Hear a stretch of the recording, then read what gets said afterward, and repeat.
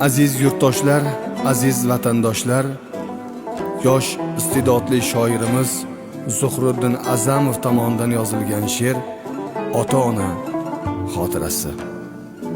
Ne azoblar bilan bizni katta qildilar. Yig'lasam gar yig'ladi, kulganimda kuldilar.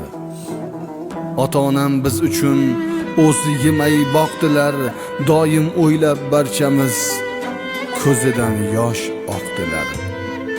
O'zi kiymay kiydirdi, o'zi ichmay ichirdi, nima gunoh ayb qilsak barchasini kechirdi.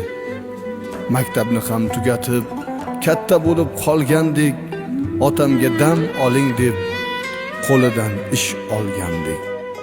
Qaysi gunohim uchun otamga ko'z tegdilar, otam o'tib bu dunyo boshimizni egdilar. Sinab onam sabrini, Alloh sinov berdilar, ichga yutib dardini, onam xasta bo'ldilar.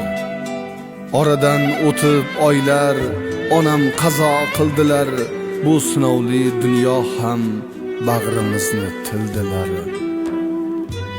So'ng birlashib jigarlar, yana oyoqqa turdik. Yaxshi kunlar ko'p ekan, barchasini biz ko'rdik. Aka, opa, yangalar berishdi menga yordam, Allohimga ming shukr, yuribman tetik bardam. Mana qurdim men oila, bir o'g'il va qizim bor. Alloh asrab panohda, doim bo'lsin omad yor. O'g'lim o'xshar otamga, qizim o'xshar onamga, farzandlarim tug'ilib sig'may ketdim olamga. Otam, onam sizlarni, ruhingiz bo'lsin shod, bolalaringiz yig'lab sizlarni etadi yod. Sizlarni men sog'indim, ko'zimga yosh olaman, o'sha kichik o'g'lingiz men Zuhriddin bo'laman.